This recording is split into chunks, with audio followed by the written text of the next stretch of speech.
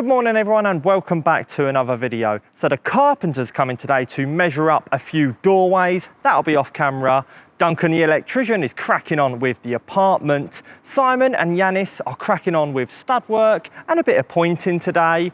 Oh, and also, just coming up right now, the paranormal investigators are coming to have an initial meeting with us. In fact, I think that's them.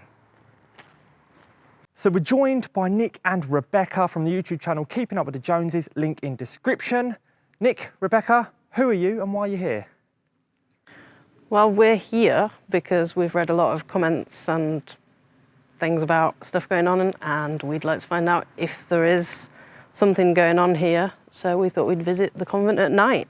All right. Obviously, right now is not night time. Nick and Rebecca have come for an initial visit today, and then a little bit later on, tomorrow, we're going to be having a look at night. But we did want to show you a few of the tools that are going to be used and a few of the particularly interesting locations, shall we say. So come along, let's check it out. So the first room that we're going to be checking out is this one here that leads straight off from the courtyard. Come on in, let's have a look. Ooh.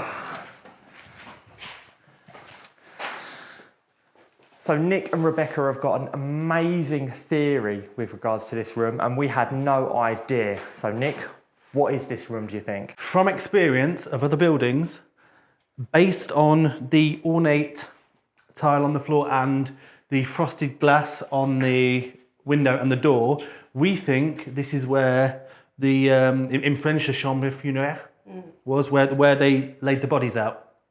After death. Obviously. After death, for the families to visit. Wow. That's what we think. So there would have been essentially a small single bed here.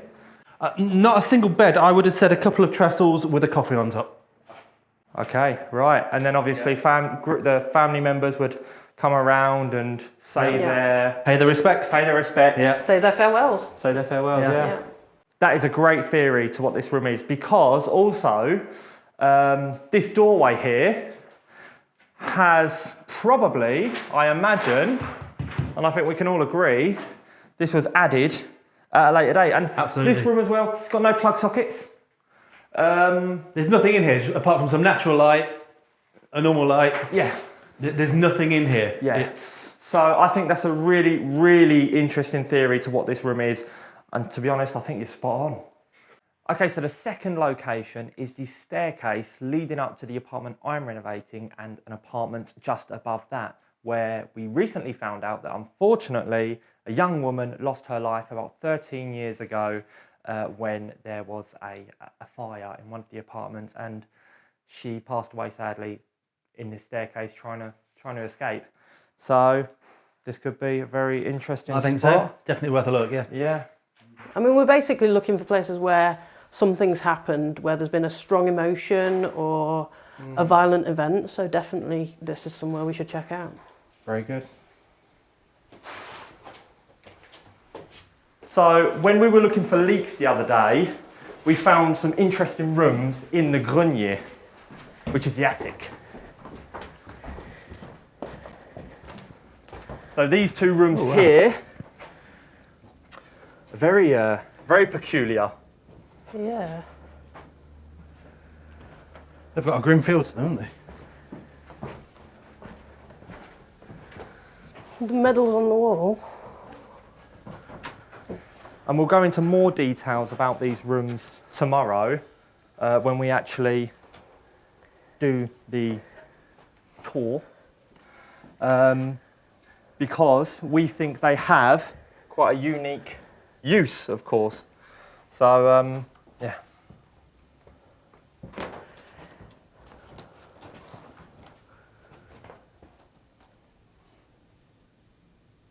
So we're in the room with the secret room now, and I just want to know, for the viewers at home, what is the plan for tomorrow night and what kind of tools are we going to be using? Right, we've got a couple of bits.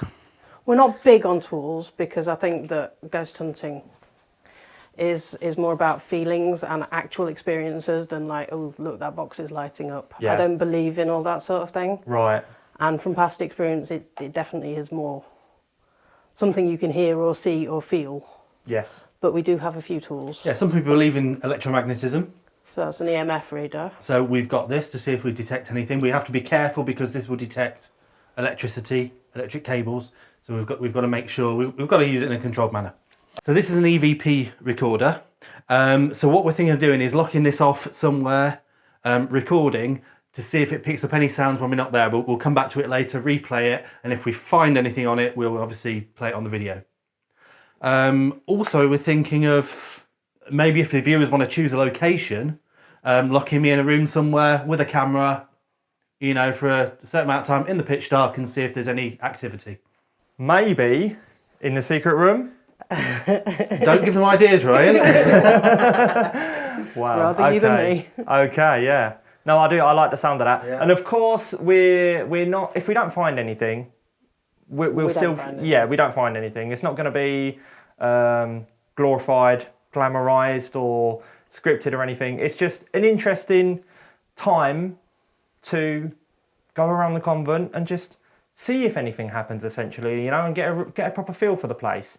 And you'll kind of see and hear whatever we see and hear, and if it's not much or nothing, then you're going to see that.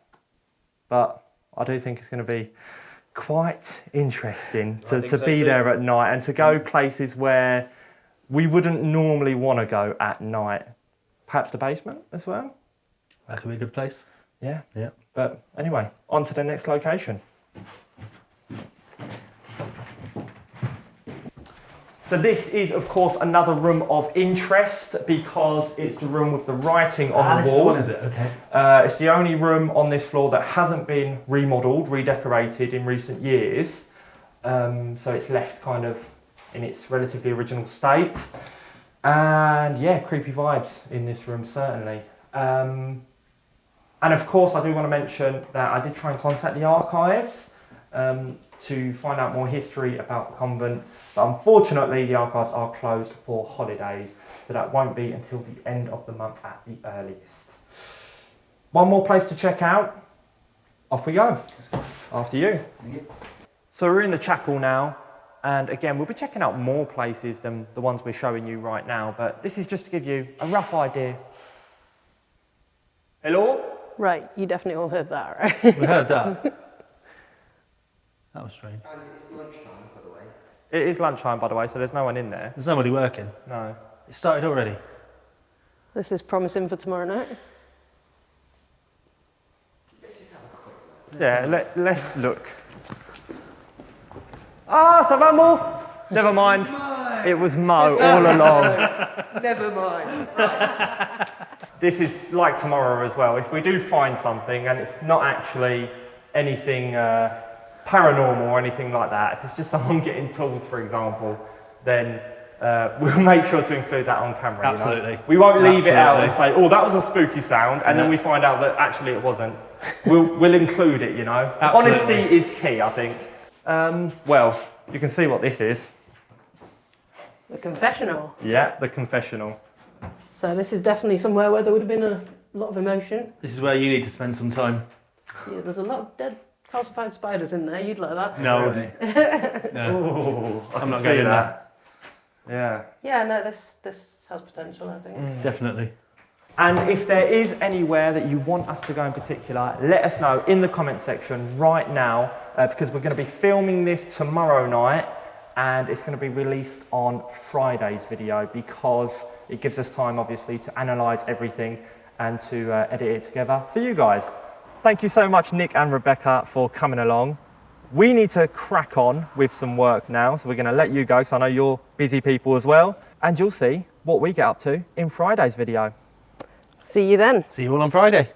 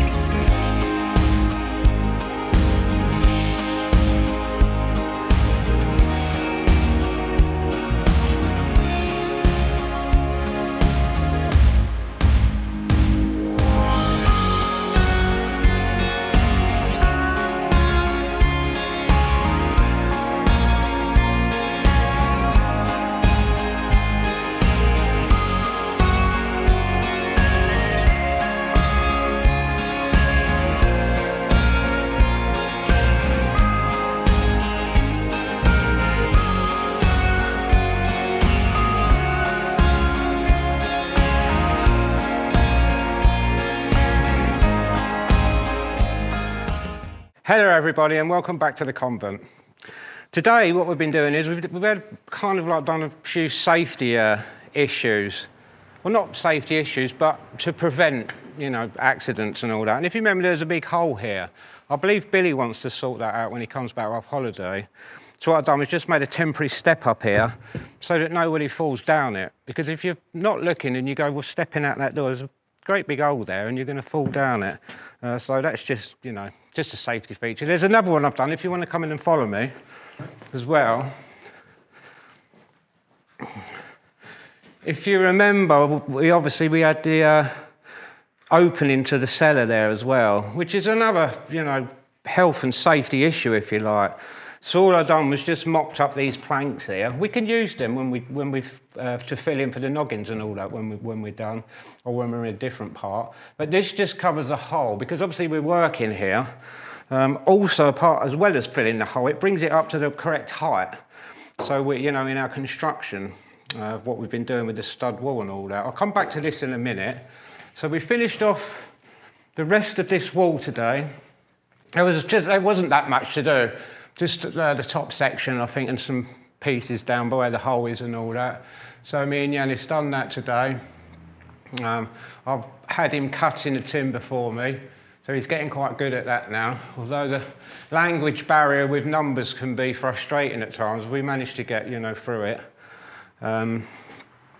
So yeah, if we come, so as I say, we're starting on this wall now because that side's done. So you probably just saw what we'd done when I showed you the bit where we filled over the hole there, or the entrance to the cellar. We started putting this framework up, but if you're wondering what this is, which some of you will be thinking, this part of this opening is being covered in, so we're covering it in, because there's no need to have that there. So I discussed it with Billy before he went away. So we're just having a smaller opening so that when we come down the stairs, you know, you don't need to have that big open space there. And what I've done is I've constructed this framework around it. And also, if you notice, the back's lower than the front, and that's because we want an angle put on there. So where's it going? I think it's that way. So I've manufactured, I'm going to cut some more of these in a minute when we've stopped filming this section. And they just fit in there like that. So I'll have, you know, 4 of them in there. And what they'll do is pick the plasterboard up, but the plasterboard's going to go at an angle. So that, you know, if we had it this low down here, you still might hit your head when you come round in. But this way, it's going to give you head clearance, like you have as you're going up your stairs, if you like. So, you know, it'll be something like that put in there. So there'll be another few of them put in there. And these really are just to, you know, just to pick the plasterboard up. So we've got something to fix the plasterboard to when we screw it up there. So that's what we've been doing today. I believe also what we're going to do now is, I know I keep saying it, but we're going to go and knock some mortar up for the pointing, and we're going to get that in the chimney breast so that we can leave it for a couple of days to dry and hopefully find the right colour. So I believe that's what we're going to do now. So I'm going to have a break from this. So I'm going to get Yanis out to go and knock some mortar up for me. And then what we'll do is we'll knock a fair amount of mortar up, you know, sort of, you know, half a bucket or something with the same consistency like I showed you before where we measure it out. And then what I'll do is I'll separate that maybe into 3 piles and I'll add the cement dye to it. So I'll do a weaker one, if you like, and then progressively get it a bit stronger. So we've got 3 different colours, and then we'll put it in where we need to point it in the chimney breast, so that, you know, when it dries, we'll be able to pick which colour we like. And we might find that it's too dark, either all 3 of them, or too light, in which case, if we measure the amount of dye we're putting in, we can either lessen it or put more in. So I believe that's what we're going to do now. So you ready to make some cement up? Yeah. Come on in, mate, let's go. Come on, let's go and make some cement.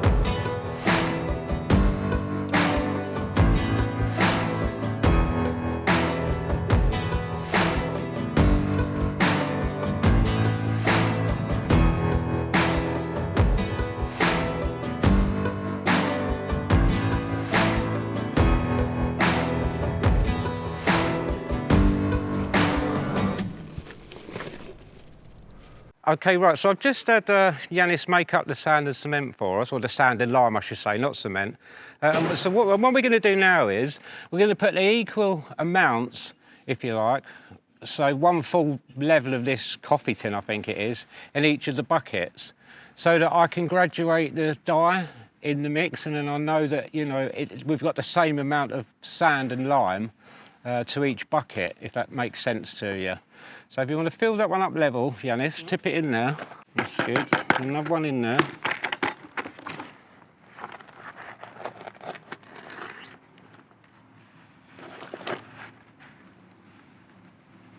Yeah, that's good. That one in there. And if you fill it up again, yeah, and then we'll take the rest of it away. Sorry about the buckets, ladies and gentlemen. As you know, we've had rain and there's leaks in several places, and we've just had to run around searching for buckets where we've been catching drips here and there. So we will get some new buckets, so don't worry.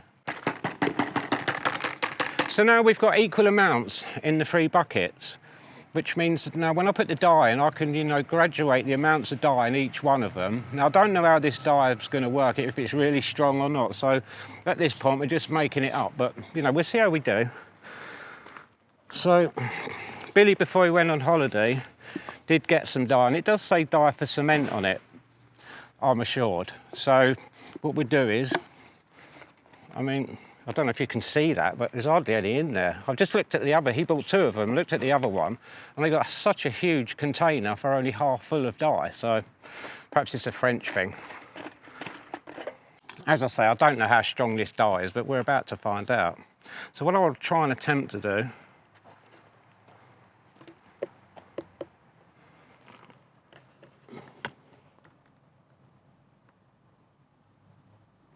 is maybe put half a spoonful, if you like, in one bucket.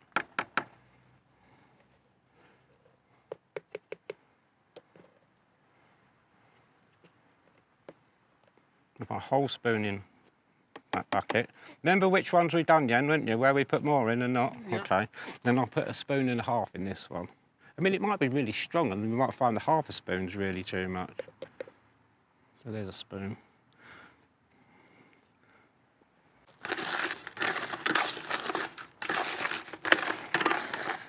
We may find that, you know, half a spoon or a full spoon doesn't do anything, but we'll find out anyway. I'll know when we put the water in, because the dye doesn't really react until it gets wet. I mean, I hope the camera can pick it up. You can see without the water going in that one, you know, is definitely lighter than that one, and hopefully that one a little bit lighter than that.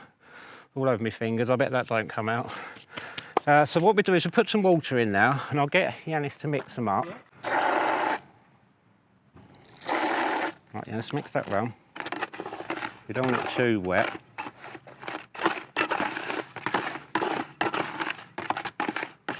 That one is nearly darker than that one, where that was the light one. So you'll see when the water goes in, because it activates the dye, if you like. So a bit more in this one. That one up there. And as you can see, you know, just between the difference of them, and that's, you bear in mind, that's only half a teaspoon more dye in there, how much darker that is. Now that may look really dark to you, but what you've got to bear in mind is when it dries, it'll go lighter. This one's probably going to go even, well, it will do, go even darker still.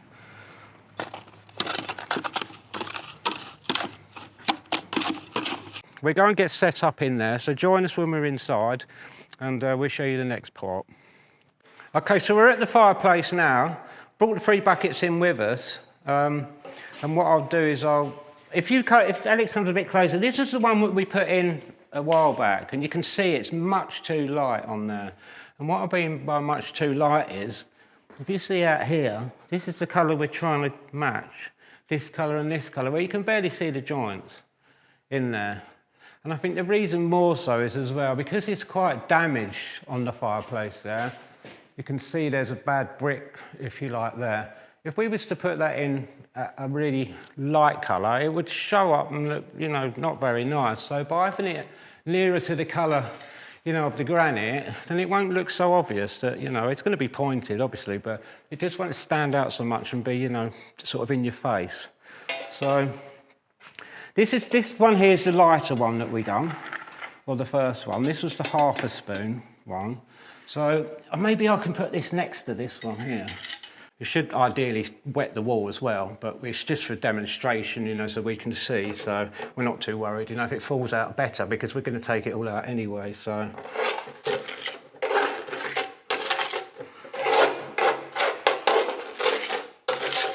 So what I've done, I've set a bucket of water up here as well, just to wash the tools off, because we don't want to contaminate this with that one and that one. Yeah, so you know, we want a true difference really between them. If we start mixing all these with the same stuff on there, then we won't, you know, we're sort of not really doing it justice. So at the moment, I'm presuming that that first one will be nearer. That even may be too dark, but we won't know. This is the best way, you know, to try it, test it.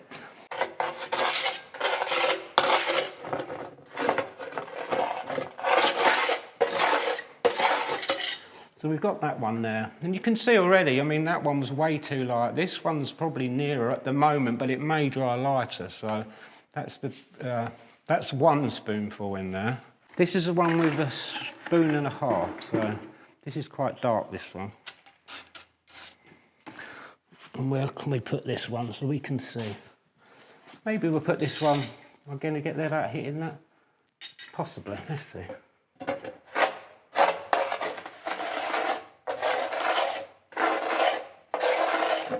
We'll put that one there.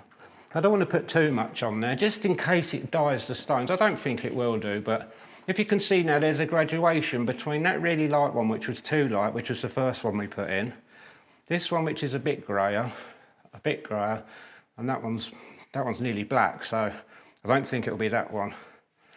My guess is at the moment it would be between these two. So, but we'll have to, you know, let it dry, I say, because it's going to change when it dries. It'll go lighter. So we'll leave that for the next day or so, and then, you know, we can come back and show you, and you know, with our conclusion what we come to. I may even wait till Billy gets back, because it's his decision at the end of the day. But he'll be happy that, you know, we've got this in for him to see when he comes back. And I know what the mixes are, so we'll leave it like that. So say, leave it to dry, and then we'll show you when it's dry. Another productive day is wrapping up at the convent now, and thank you everyone who commented on our previous video about the quince trees and the artefacts. And don't forget to comment in this video if you want to see Nick and Rebecca go somewhere in particular in the convent when they come tomorrow evening. But that's going to be all from me, and I'll see you in the next video tomorrow. Bye for now.